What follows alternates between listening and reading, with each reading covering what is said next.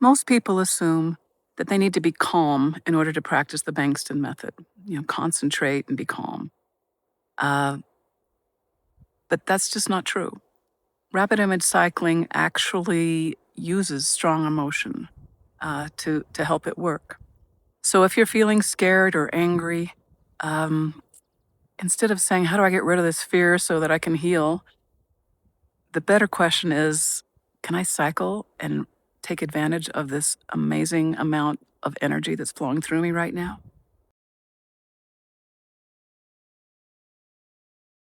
So today, the part that I'm going to talk about is a super practical piece of the Bengston Method. Sometimes we get an all or nothing approach with the Bengston Method. It like cures your cancer, or it was a waste of time, and that's not my experience at all. Especially around how the Bengston Method helps fear and outright terror when like, say, for example, you have cancer. Like, waves of terror are actually a thing. They happen. And think about it. If you are facing a life-threatening situation, it's a whole biology, psychology. It's not just psychology. It's your whole biomechanism naturally responds with fear. And a lot of us, it can be so intense that we feel like if we let ourselves feel it, it will completely incapacitate us, which is not helpful. Or we suppress it. And a lot of us here know that one of the many causes of cancer is somaticized negative emotion, meaning you just pretend it doesn't exist. You push it down just to get through the day. And the Bengston Method heals old somaticized fear, but it also helps us manage the day-to-day fear that comes up with dire circumstances. So the first thing to understand about this is that fear is not an enemy. Sometimes with the positive thinking, we want to be positive so that we're empowered to do good things for ourselves. And so there's a tendency to say, no, I just don't want to be afraid. But fear is natural, and something real is at stake, or else you wouldn't be afraid. Or even if it's imaginary, it's still real in the sense that it's affecting you deeply. So the problem is not that fear appears. That's like, I don't know, weather. It's like, it's not a problem that it rains every once in a while. The problem is that you don't have a roof on your house. But maybe that's not the greatest analogy, but the problem is not that we have fear. The problem is that when fear engulfs our whole identity, and like, I am afraid rather than I'm experiencing fear. Instead of I am, or even I am afraid, or I'm experiencing fear, becomes fear is what I am. And we justifiably say, well, that can't be true, so let me just suppress it. But there's a better way. And I think the Bengston Method actually has this really nailed. I think it's really helpful. So as an example, let's say that someone has stage 4 cancer. And much of the time they're living an ordinary life, eating, talking, walking their dog, making appointments, watching a show, interacting. And then maybe pain appears, or a scan is coming, or they walk into their oncologist's office, or a prognosis comes back, or you have to decide about a treatment decision. And suddenly, and it often is sudden, fear rises and becomes the whole room, your whole experience. Like, you're just like trembling in fear, or it's just a dominant part of you. So one option would be to imagine putting on a protective robe or spacesuit to shield yourself from that fear that suddenly became all of your environment. that may help a bit. That may help you get through the day, and it may help you somaticize a little less. But the problem with that strategy is that it creates a storyline of needing protection from fear. And fear is actually not true in a lot of ways. So a better strategy is when you're feeling fear is you flip on your cycling or your spinning meditation. And if you have the wherewithal to cycle while you're having fear, you are suddenly 1 to 5% less identified with it. It's consuming you. Your whole identity is not I am scared. It's I'm scared and I'm cycling. And that little bit creates just enough of opening. You don't have to be enlightened where it doesn't, where you just don't even get fear, or the fear you just look at it and laugh it in the face. It's not like that. It's more like the spinning helps you get a toehold into the part of your consciousness that's free. And any emotion is not the free part of you. It's like by definition a response, a reaction, a judgment. Something is good or bad or right or wrong. That's what emotion is. So emotion is not the free part of you. And the free part of us is the part that's going to help us heal, not the reactive part. It doesn't mean it's not important. It's just like we don't want to use emotion as a tool for healing. It's more of a data point, something that we receive the information from. We don't say that that's who we are. Even if we're happy, that's still not very good hygiene. All right, so if you can turn on your cycling, or if you don't want to do the whole 3-day workshop, there's a 7-minute video, which I'll try to remember to put below this, that explains how to do a simple spinning meditation. Plus, if you're here for the in the live Facebook group, I'll guide you how to do that. All right, so let's say, I kind of said this before, but people often assume that we have 2 options. We suppress the fear and try to stay positive, which actually helps us get through the day, or we express the fear fully and become completely dysregulated, and it's almost like the aftermath of that takes time to recover from if you let yourself actually feel the depth of your terror. And I would say that neither is the whole answer. The suppression of the fear can drive the emotion deeper into the body, which you don't want if you've got cancer or other things.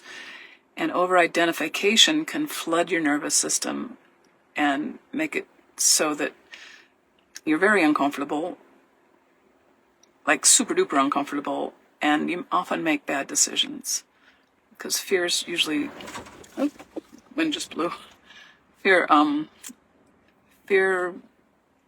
usually blocks your ability to perceive what's good for you. All right, so how do we stay in relationship with fear without becoming possessed by it and without just kind of indulging in it? You don't want to indulge in it either, and then you'll catastrophize and it'll just go down this rabbit hole of fear. Like, that's not what we want either. So let me give you an example of how to accompany your fear without becoming it. And a metaphor is a toddler. So imagine a 2-year-old with a sliver in her finger. And her whole world, she's like screaming because it hurts. She's very surprised, it hurts, and her whole world becomes this hurting finger. She's wailing, she's terrified, she's flailing, she's unable to organize herself around anything except the pain. And the pain is real, and her identification with it is total.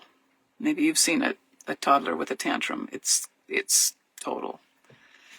And then a loving adult comes in, and the adult does not say, oh, don't be scared, or that doesn't hurt, or you're fine. The adult says, oh, that hurts. I'm here. Let me help. And hopefully they soothingly look at the sliver, clean it, remove it if possible, put a Band-Aid on it, hold them, comfort them, kiss their finger all better. It may still hurt, but the child no longer is alone inside the hurt. And often they can settle down. And, it's better. And so what changed in the toddler? The problem is being tended to. A larger, wiser presence entered the field. And the child relaxes because the pain is now held inside relationship. She's no longer only the hurting finger. She's herself with a hurting finger, being loved and helped. Now, when we're grown up, things like lethal diagnoses, I laugh because it's so natural to feel fear when you're faced with something life-threatening. And fear can create that same total focal point in an adult. A primitive, maybe even before 2-year-old part of our consciousness comes online. And it's important that part should not be shamed, suppressed, or obeyed as the decision maker. That's not the part of you that's going to do well with all that. What that fear needs is to be accompanied by a larger field of consciousness. And to go from complete identity with fear to parenting yourself in a super adult conscious way is sometimes a very big leap. And what I find is that if you have the wherewithal and you've practiced spinning or image cycling when you have strong emotion, it creates a little opening. 1%, 5%. You don't have to be completely enlightened about your fear. Just a little toehold to let a larger perspective start growing. And it's kind of like bringing the loving grown-up presence into yourself while that terrified part of you is still trembling. Okay? And then as you start identifying less with the terrified part, you can take care of yourself. You can wait to make big decisions about your treatment until you're not, completely, strangled with fear. All right, so in the Bengston Method, it's not just about creating an opening so that, source energy can pour through. A key part of the Bengston Method is that you're supposed to cycle when you have strong emotion. And so strong emotion is not treated as a problem. You're supposed to cycle when you're experiencing strong emotion. And in my one-on-one sessions, I actually give people drills of how to do that because it's not necessarily something we're born knowing how to do. But it's easy once you get a couple examples under your belt and you go, oh yeah, that's how I can do it. So if you get scared, the question is not how do I calm myself so I can heal? Because that's like blaming the victim. We don't want to do that. Fear is a natural part of a life-threatening situation. So you don't want to say, oh, if I feel this fear, I can't heal because I got to be positive. No. The question rather is, can I cycle? Well, this much energy is available. It's oh goody, I'm terrified, let me cycle. And then the fear can become usable. Not because fear is good and not because we glorify terror, but because strong emotional charge gives the cycling something to ride on, all those images on your cycling list.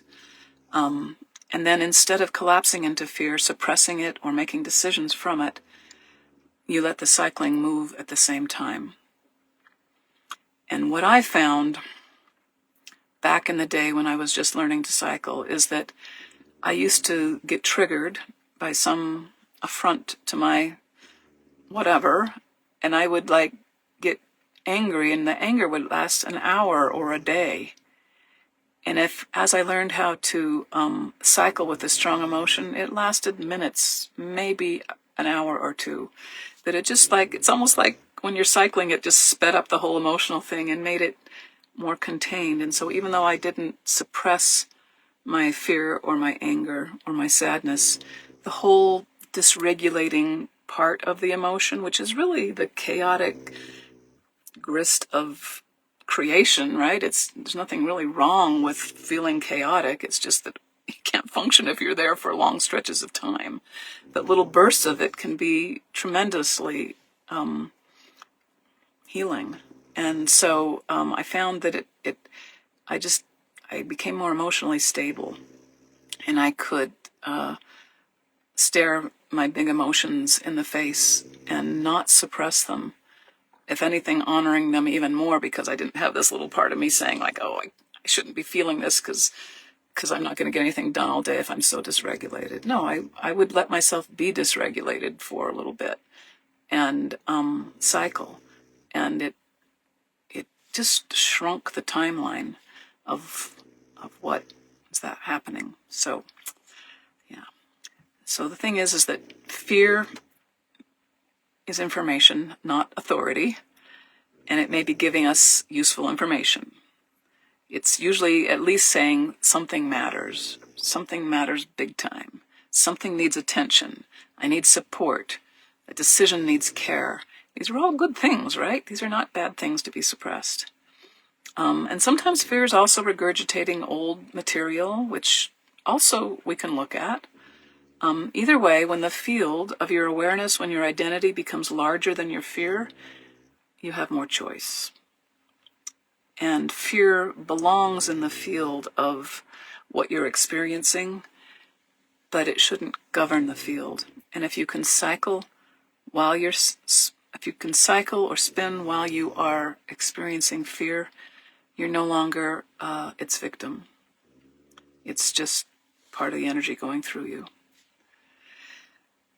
All right, so the goal is not to spin so that the fear goes away. Remember, I said that in my fear, and I didn't have cancer, I was just annoyed at people, super annoyed, evidently, because it would run for quite a while. It just shrunk in duration. And the goal was honoring my emotions, not trying to make them go away with the spinning. But I found it was easier to honor them. All right, so the take-home message is that healing does not require emotional purity, because that's part of what needs to be healed, right? You need to feel it to heal it. And in a minute, we're going to go into a inner sanctuary, a healing sanctuary, and it's just fine to go in there scared or mad or sad or happy or grateful, or sometimes a jumble of all those. It's fine to bring your emotions into a healing place. And you can be dysregulated and heal. It's not, you can do it. And I've seen it in myself. I've seen it in so many patients. And the idea is that fear becomes part of your healing field, part of the energy for healing rather than the ruler of it. Because you don't want to let that be in charge, right? Okay. So, if you are having any fear or emotion, you don't have to generate it if you don't, but if you are feeling a little bit scared or angry or sad, as we go into the guided visualization portion of this event, you can bring those feelings in there with you. And, let's see. So the invitation is not to become fearless. The invitation is to let the field become larger than the fear, and to don't believe me, but just experiment with cycling while you're scared, and tell me what happens. Tell me if my experience was also your experience, that it kind of shrunk in size and became not your total existence. All right, so, and if you're watching this later on YouTube, please like and subscribe.